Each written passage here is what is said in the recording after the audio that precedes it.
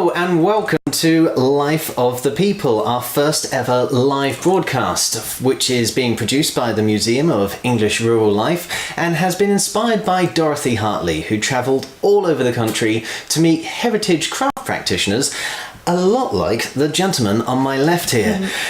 He has very kindly agreed to host us for our first ever live broadcast, so without further ado, I'd like to I'll ask you to introduce yourself, if that's okay. Well, thank you. Hello, my name is Peter Crenshaw. I've been a full-time blacksmith for 34 years. 16 years ago, I was awarded the silver medal from the Worshipful Company of Blacksmiths. Yeah, and I love it. And by that little snigger in the corner, you'll have noticed that Peter and I are not alone. We have would you like to introduce yourself? Yeah. Hi, I'm Myah, and I'm definitely not a blacksmith at all. Well, you're on the road to a blacksmith now. Yeah, I'm learning. As of yesterday. As of yesterday. In fact, Myah and I were with Peter for pretty much all of yesterday. In fact, it was 10 hours in total, and we are going to show you a snapshot of that now in 10 minutes. So please enjoy the video that's about to come up, and if you have any questions for Myah or Peter and you are watching this live, you are welcome to start asking your questions on the YouTube chat, which you will need to log in for, and which I think is over there somewhere, or maybe down there. I don't know. Check your own device. But have a look at it, and please start asking any questions you have, either for Peter or for Myah. But for now, shall we see what you got up to yesterday? Yeah. Please. Here we go then.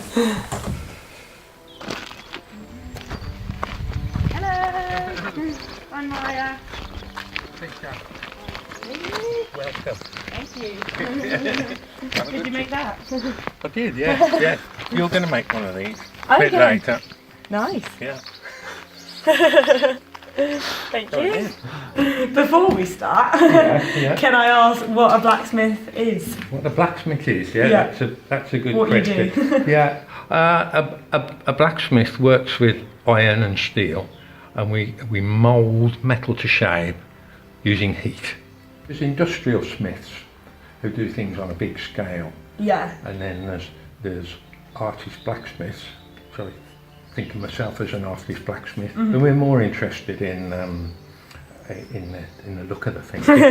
I'm on job number 3,582 Oh wow. at the moment. Okay. So you probably can't. You've done a lot. When I get to 4,000, I'm going to retire, I've said. Yeah.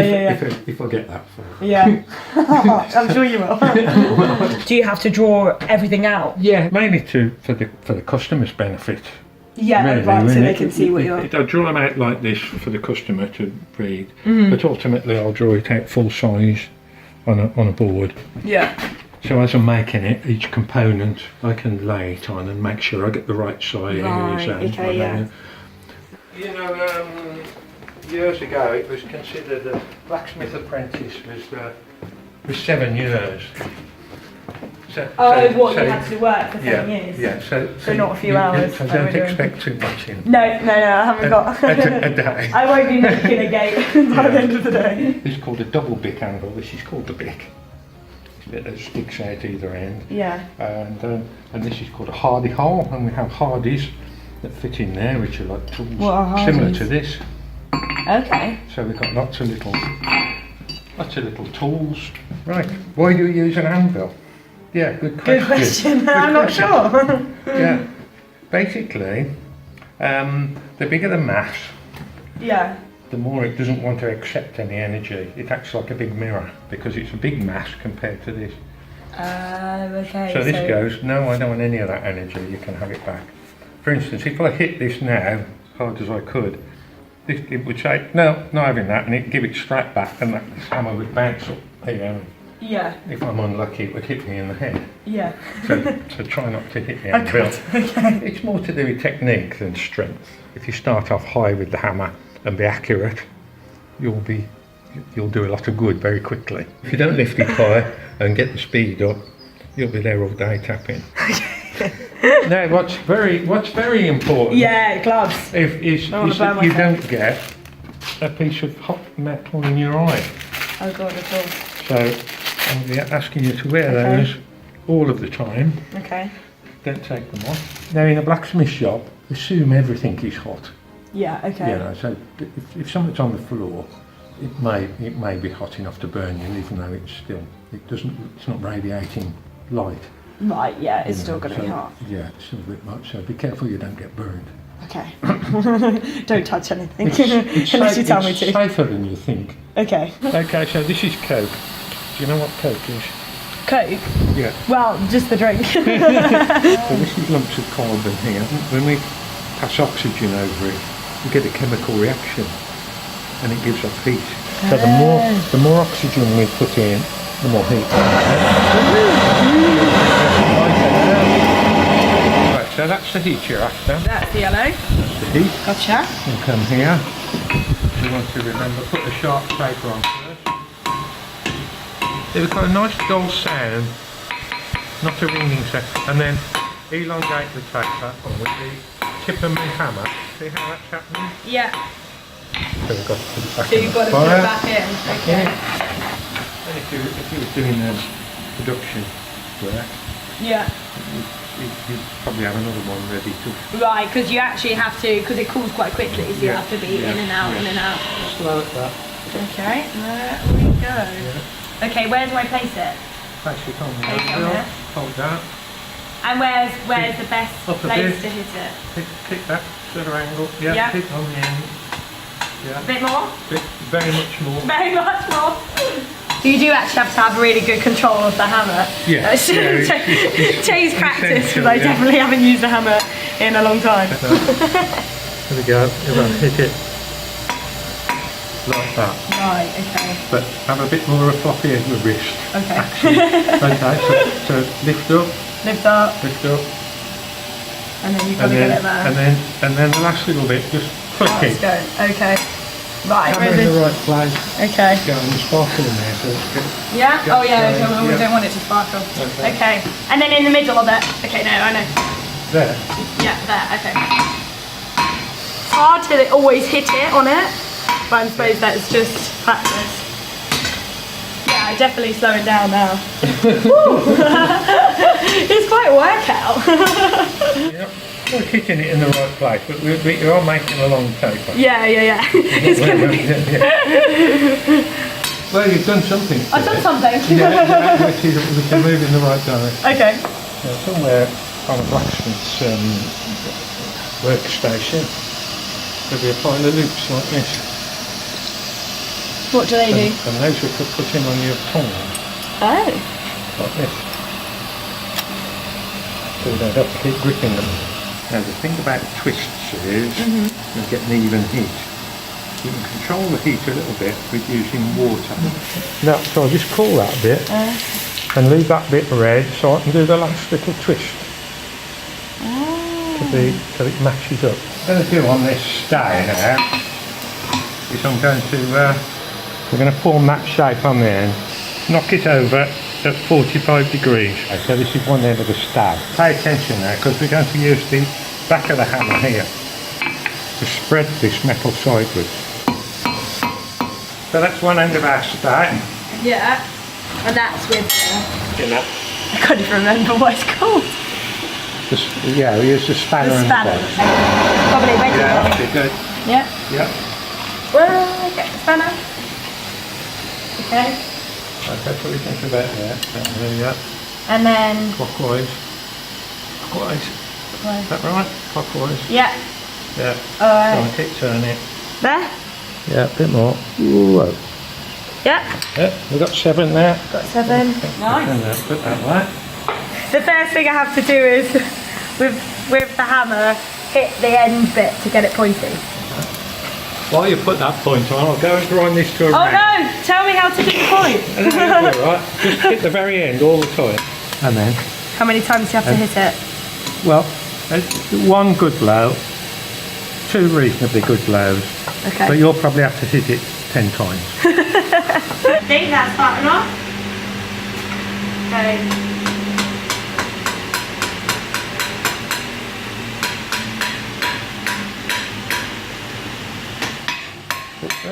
You're doing it right.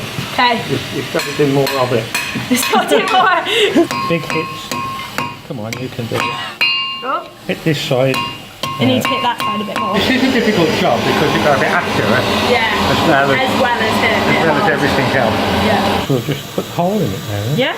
3 or 4 good blows Okay. More blows. until it falls through. Okay. And then turn it over, because where it goes through, It makes it up so you have to flatten the side flatten it again. down. Yeah. Okay, yeah. Hold it for you. The important thing is there you go. Okay, so in the middle. Yep, whoops, stop.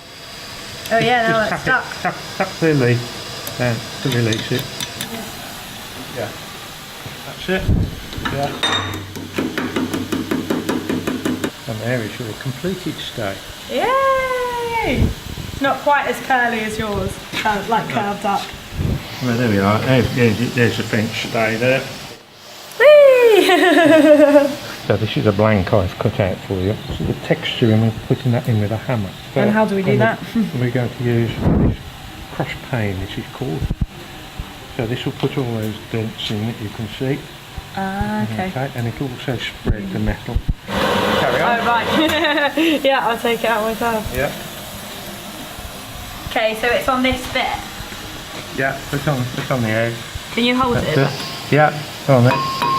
Like right on the side. Oops. Yeah.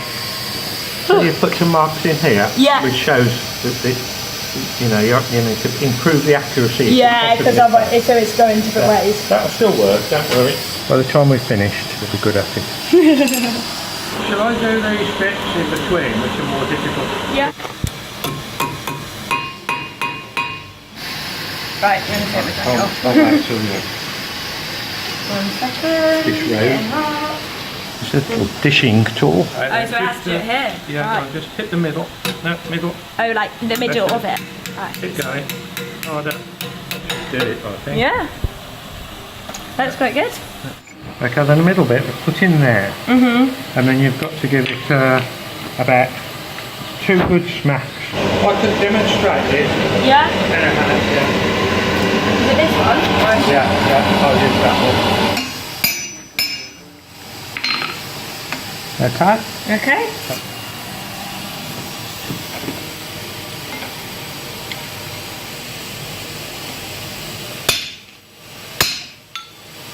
Now, upon reflection, I don't think you'll be able to do that. So you better use this one. Okay, I'm cool with that. I enjoyed. You all right with I that? enjoyed watching you do it. Great, thank you. Oh, well done. Congratulations. Thanks. I hope you enjoyed your day. Yeah, I did. I your definitely taste did. today. I did like bits of the popping. You definitely helped with a lot of it, but I did flatten those bits of the petal there. So that's good. You did at least 90% of that. 90%. That's very generous. I don't think it was quite that much.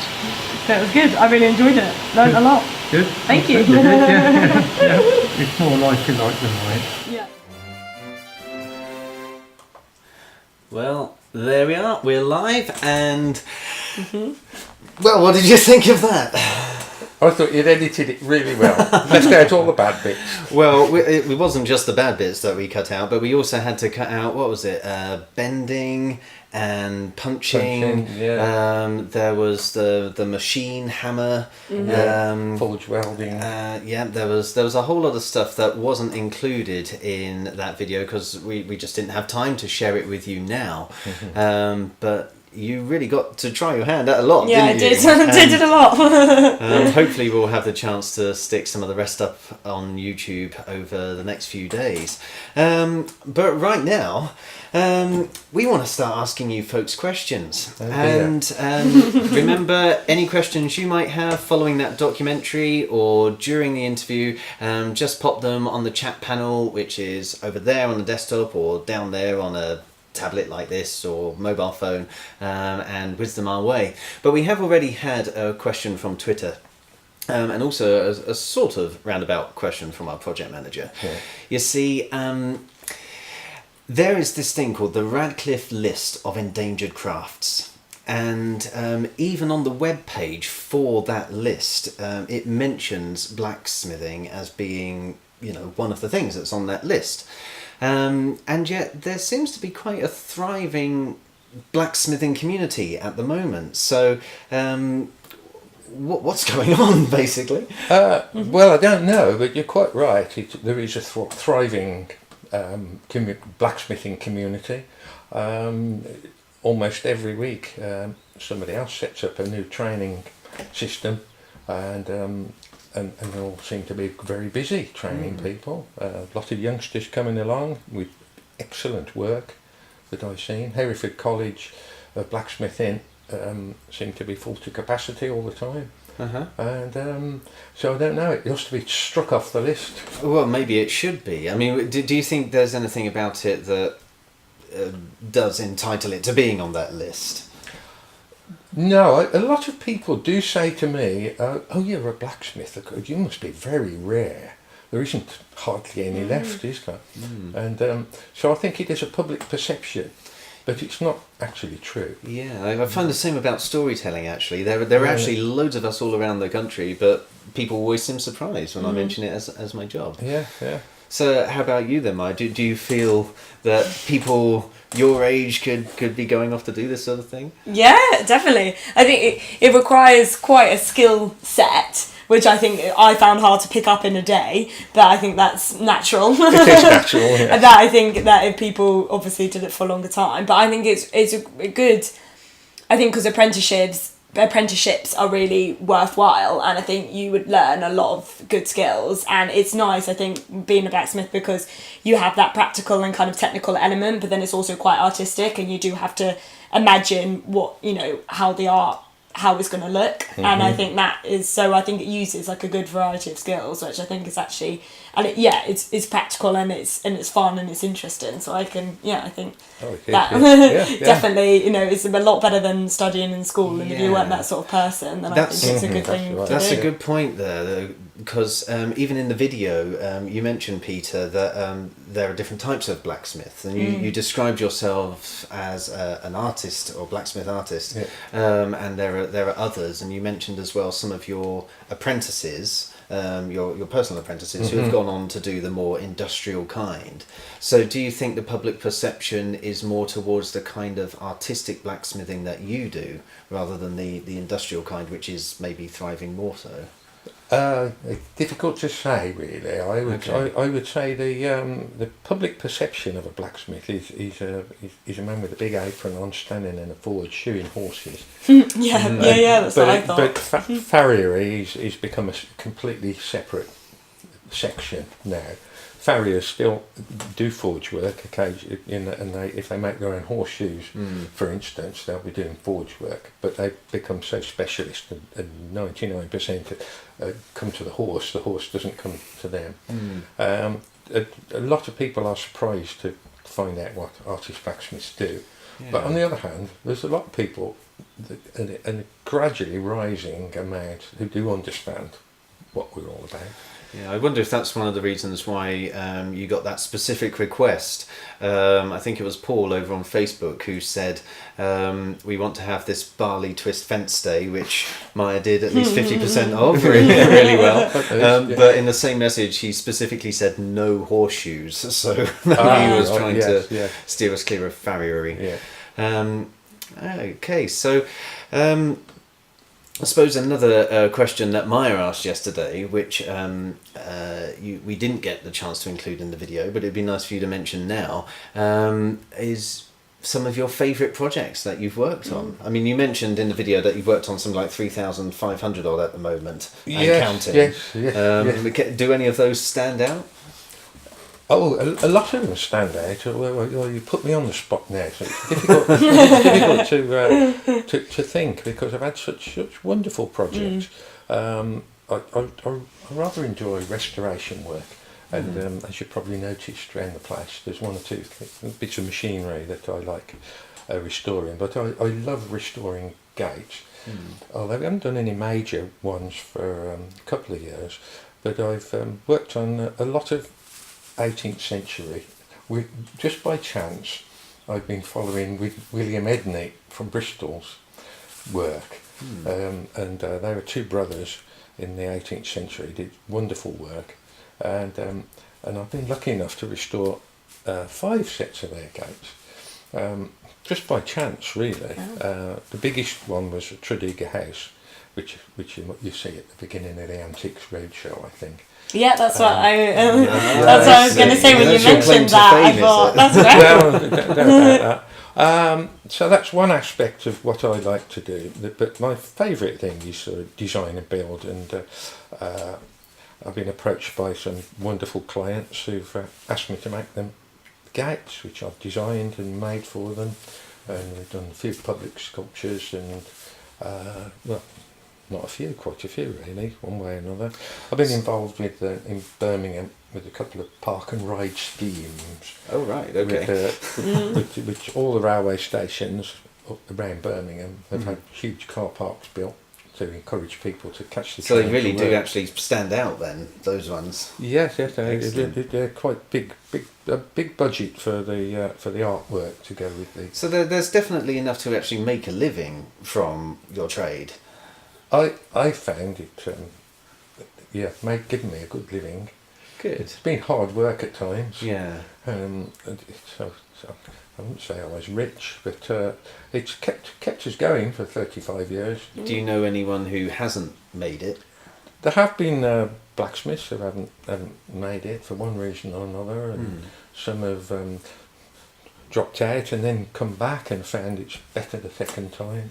And I'm the wrong person to ask really, because I've just been very lucky. I just sort of set up my forge and started working, and work mysteriously arrived. Yeah. And I've never promoted myself, and I know it's silly not to.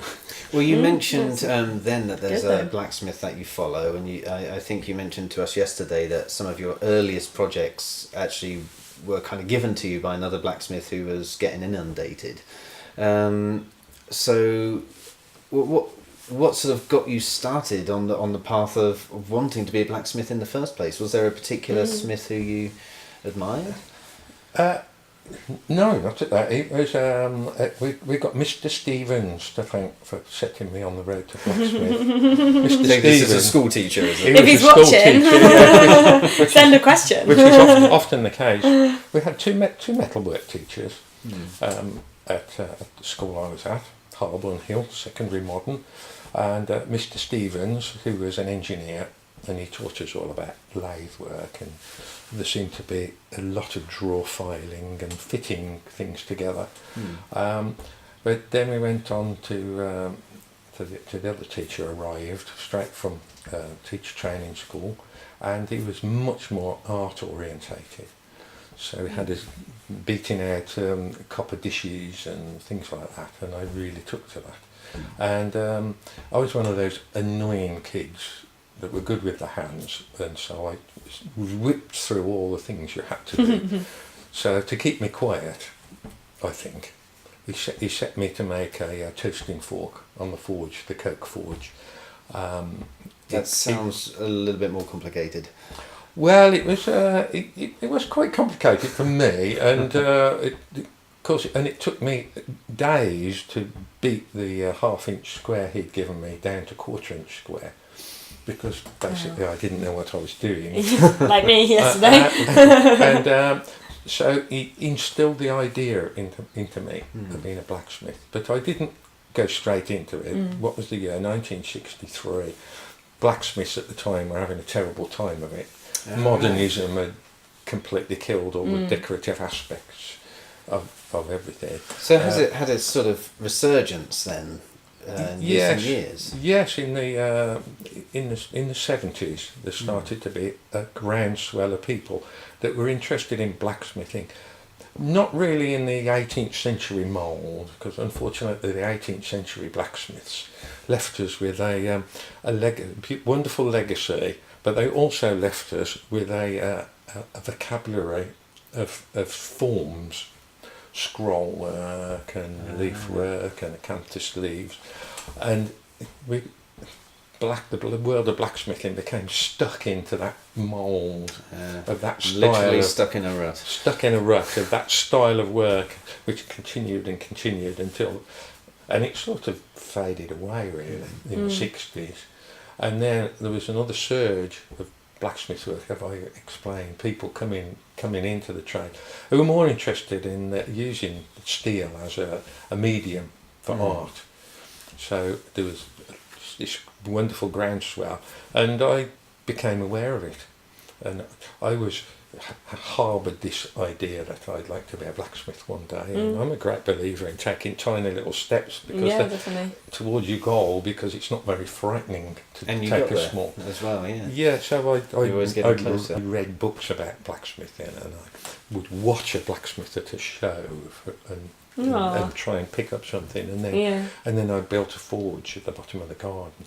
I'm guessing you were mostly reading non-fiction books there, but do you know the story of the blacksmith and the devil that we've had on Life of the People recently? I don't. You don't know that story? I'm ashamed to Okay. know, although it might come back to me.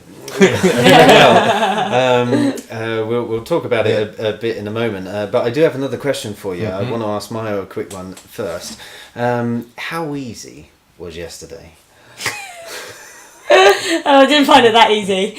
Well, it got easier once I'd practiced doing some of the hammering, which we didn't show all in the clip, but I did do when I practiced the hammering with the wood, and you showed me the right technique of how you use the hammer. Yeah, there was a big improvement. Yeah, it was a massive improvement. But then what I found difficult while I was doing the hammering was because you had to hold most of the things for me, and actually, if I was holding it with one hand and having to press down and only using one arm to do the hammer, I found it really hard to do the lifting up. So I definitely, because I have no arm strength whatsoever, and I've never really used a hammer before, so I found that quite challenging. And I think as well, it's just getting the right technique for it as well, and knowing, when you would say hit the spot. If I wasn't really looking at it properly, I would just be hitting different parts of it, or hitting the surface. Hitting my anvil. Yeah, hitting your anvil, which you told me not to do. So I did find. Yeah, you say that, and clearly, as the day got on, you were getting more and more worn out. Both of you, I think. Actually. It's and quite yet, tiring. by the end of it, you were still picking up new skills. And the poppy that you've got there was one of the last things that you made. And you'd made all sorts of other things, and you then went on to spend some time with the hammer machine. So my question basically is, so much was packed into yesterday. How easy is it for anybody to fall into this work if they are interested after having seen the documentary today or having read about blacksmithing? How easy is it for them to pick it up, would you say? That's a question for both of you. On a scale of 1 to 10, if you had a bit more time. It depends. Maybe. Well, it depends on what skills. Yeah. A lot of people will come to blacksmithing from other crafts. Other trades. So they've already got good hand-eye coordination. So they'll find it quite straightforward. This is in complete opposition to Myah. Yeah. I've never done anything like it at all. But that is right. with time, you can. With practice, you can get better. So I think, people can learn from scratch, definitely. Oh yeah, Hereford College, they take people from straight from school with no skills and run them through, and there's even a degree course now, and the degree students producing absolutely fabulous work. But there's a lot to learn. In some respects, there's only a small amount to learn because the various blacksmith disciplines. There's like 6 things you can learn, but then there's like a million ways of using those skills, and that is the challenge and the beauty of it, really, because every time everything is a challenge. And there's always room for improvement. So the skills that you were teaching Myah yesterday, were there any that you didn't teach her, which you did use on that millennium tree that we saw in the video? The sort of you can go back and see it later, but it was like a silver tree that you did for Tenbury Wells Millennium. St Michael's. St Michael's was it? Our village Millennium Project. That's right. Could Myah, given everything that you taught her yesterday, go and make something like that millennium tree? Take me a long time. Not that, but it's so particular. Everything was so. No, there was a lot more skills that we hadn't covered. Oh, okay. Yeah, there. Although. It was just mostly it was a refinement of the skills that Yeah. you picked up yesterday. But you know, you would need to be here for a few A long months. time. Years, probably, I would say. If this was all I produced, then that was very, very tall. At the time we made that, I had an apprentice, Owen, who helped me with that, and we did it between us, really. Because Maisie's asking here, how long did it take you? So is that basically, how long did it take you and Owen to make? To make the tree? To make the tree, yeah. About a month. About a month? Yeah. So, look, was that 3 leaves a day, or...? No, it didn't really work out like that, because some aspects of it were quite difficult. Like the trunk was very difficult, because it's quite big and difficult to work, and it had to be textured all over. And it seemed to take me, some time to get it right. And then the leaves, which were laser cut blanks, so we to get to they had to be chamfered all the way around. Then we had to stamp the name in, and then had to make press tools, because there were so many of them. It would have taken weeks to dish them all out in.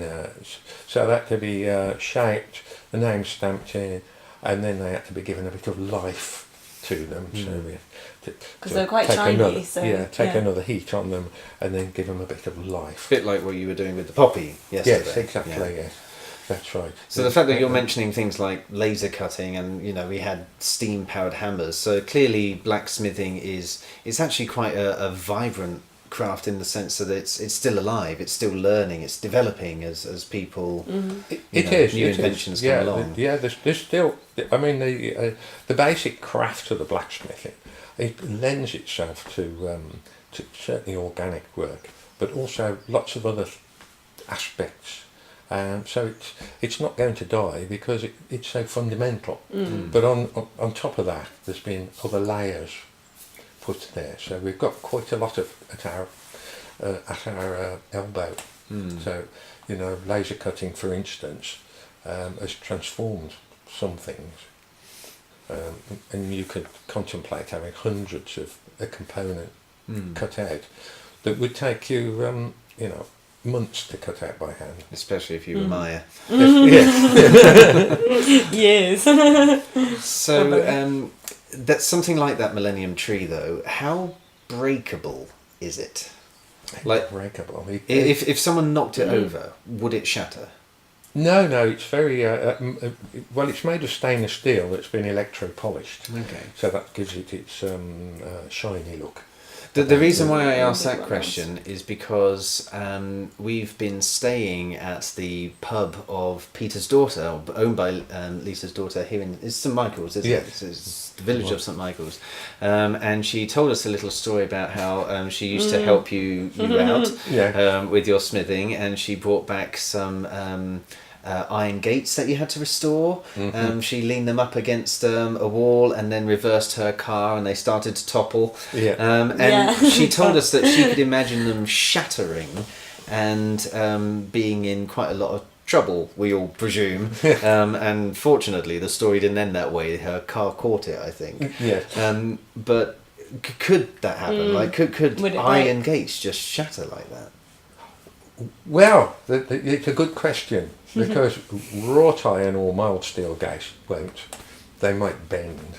Okay. But cast iron gates, where hot metal is poured into a mould and then it sets. Cast iron is very brittle. Right. There is a modern type of cast iron called spheroidal graphite, SG, which has got a little bit of play in it. So it will stand a tiny little bit of bending, but cast iron is very brittle, and I have actually reversed my trailer into a cast iron gate once, owned by a dignitary, and broke it. Oh no! Seriously. Well, are those sorts of things easy to fix when you do that? Generally, they're fixable. There's a lot of different grades of cast iron, and some welds very readily, and others refuses to weld.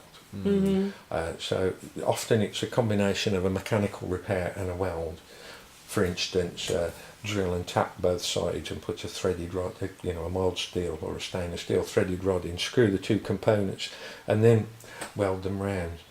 So you've got a mechanical and a welded joint. Yeah, a bit like, sounds very IKEA. Yeah. We've got a question here from Zoe. I don't know whether you'll be able to answer this, but I really hope you can, because it's a very good question. How does British blacksmithing compare to other countries? Are you able to answer that for us? Yeah, to a degree. I haven't travelled widely, but I have met a lot of blacksmiths from America and Russia and all over the world. It's a surprisingly close community. Uh-huh. Yeah. Well, we'll look at the continent, particularly Germany. First of all, Germany's always had a very strong tradition and a good market for high quality hand forged metalwork. They've still got their apprentice scheme, and they still earn their silver buttons on the waistcoat. Oh, right. And they have a traditional outfit, and so that it's always gone like that, and just they've always had this tradition, and presumably a good strong market always. In Britain, we forgot it all and had to reinvent it. So, but when that reinvention happened, did it owe something to the German tradition? Like, was there any link between them? Well, I suppose you're right. Dick Quinnell, one of our founding members of the Artist Blacksmiths Association, he travels widely, and he travelled to Germany and to America and saw what was going on there, and then he decided it would be a good thing to have an Artist Blacksmiths Association here. So he contacted all the blacksmiths he could find and suggested this happened. The blacksmiths that were left was struggling, as I've explained, but there was also a lot of people like me who were interested in it, who hadn't got hardly any skills, but were very keen. Why did you look at Myah when you said that? I've got loads of skills. So we're now I know. and they're all about my age, and all had different jobs, plumbers and British telecom engineers in my case. So we were well out of our comfort zone, but it was quite an exciting time, very exciting time. And the Artist Blacksmiths Association invited people from abroad to demonstrate, and it was absolutely eye-opening, and they were doing wild things with big power hammers and gas cutting plate up and manipulating it. And it was like the scales fell from my eyes, because I was one of them caught in the 18th century. I thought that's what blacksmithing was. Yeah. And but it's not. I mean, it's a good moment to sort of emphasise that this whole project that the Museum of English Rural Life have set up is all about intangible cultural heritage. And although there's quite a lot tangible that blacksmiths do, I think we saw yesterday, it is something that you have to teach. I mean, yes, you mentioned that you could read books from it, but it's practical skills. Being able to actually be shown the exact angle that you hold that piece of metal, the exact angle that you whack the hammer. Yeah, definitely. It really involves interaction, doesn't it? Yes. Having said that, I basically taught myself, so it is okay. possible. but it's hard work, because it takes sometimes it takes hours, and then suddenly you go, that's how I should have been doing it. Yeah. So that's actually an interesting point. Would you say that you picked up the sort of things that Myah picked up as quickly as she did? No, I would say it took me a lot longer. Because you were having to learn it from books and stuff. Yeah. Ah, well, there you go. You see, you've trumped. Well, he told me very well. You explained it. I understood what needed to be done, whether or not I actually did it or not. But You explained it very well.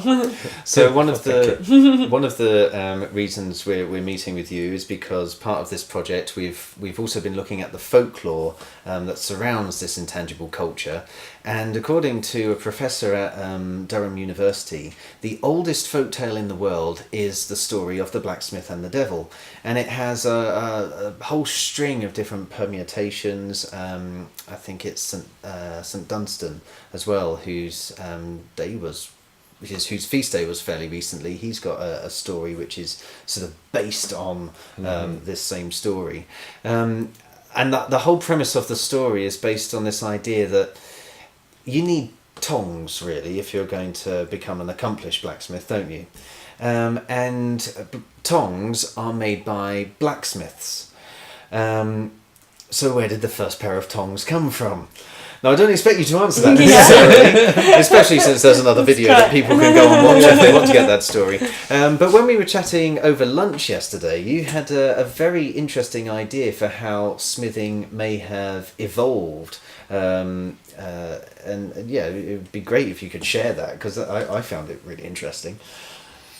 Do you remember it? Yes, I was telling you the story about the blacksmith village in Africa. That's right. In Togo, and yes, but I got no idea how they discovered how to make it.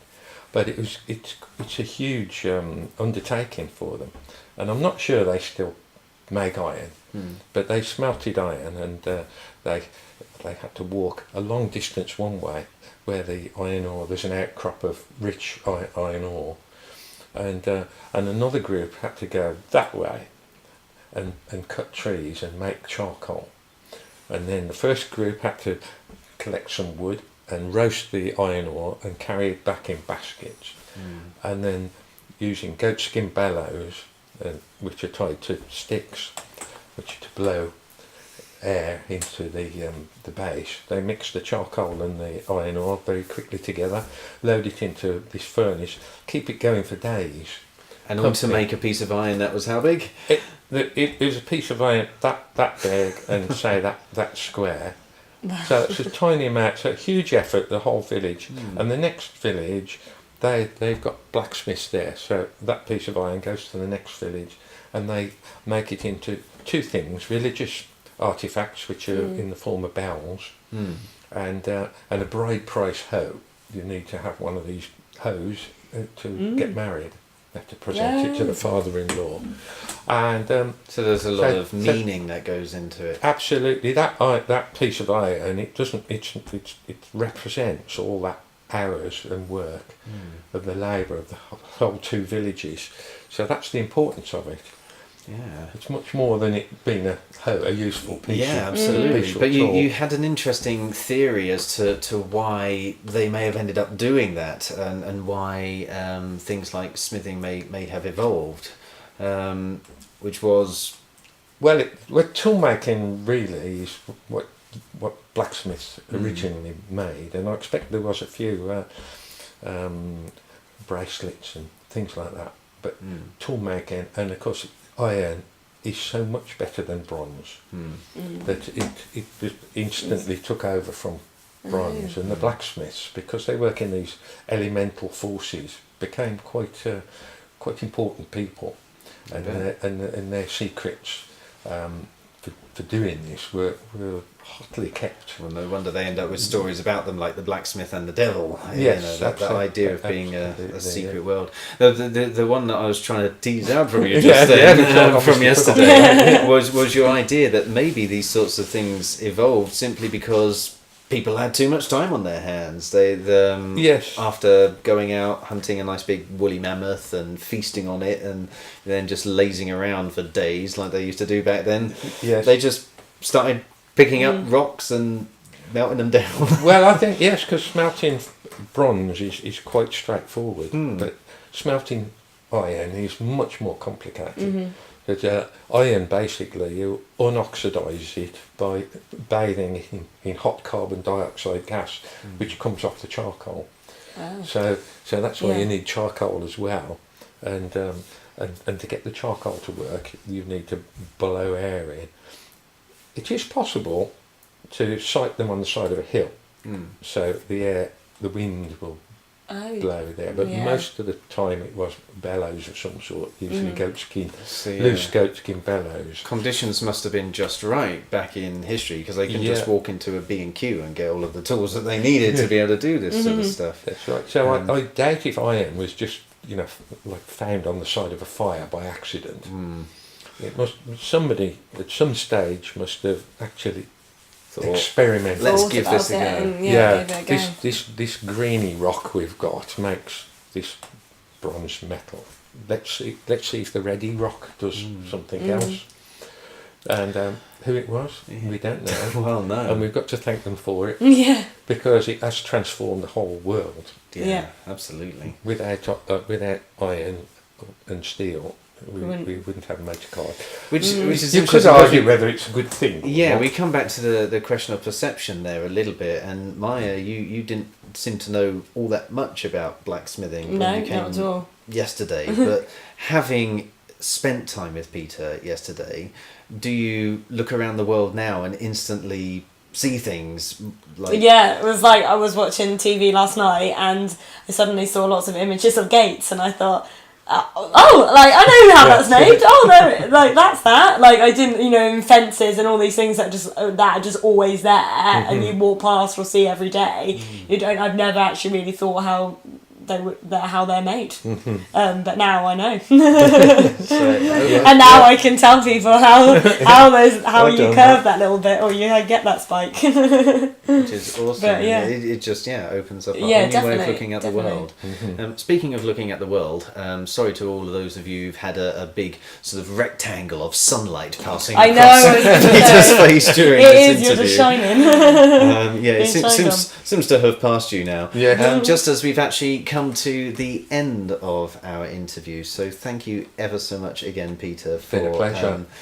everything that you did with Myah yesterday, all of the skills you so generously imparted to her. It was a delight to watch. I hope you'll all agree that as well. I enjoyed it. Quite informative as much as humorous in places, but it was absolutely fantastic. It's been great to have you on Life of the People. Well, thank you very much. Yeah, it's been great meeting you. Hope your arm's feeling better. It's getting there. It's getting there. It was shaking this morning over breakfast. I've never. I will go home and practice my hammer skills. And we'll be back here in 3 weeks' time when Myah will be trying her hand at another heritage craft. It's going to be charcoal burning next time, which I guess is somewhat related. Yeah. You mentioned the charcoal with the Togo tribe, so maybe that's so. So if you haven't been able to ask your question today, but please do keep sending them in by Twitter or Facebook, especially if you're watching this episode on Catch Up, because although you may not be able to get your answer live, we'll still pass it on to Peter, and you never know, he may come out of his forge long enough to answer. A big thank you to Arts Council England, whose funding has made all of this possible, and also to our friends at the Museum of English Rural Life, who sort of started it all, and also to Dorothy Hartley, who inspired it. But that's pretty much everything we've got to say, so it only remains for us to say cheerio and see you next time. Bye. Bye-bye. So, cheerio. See you next time.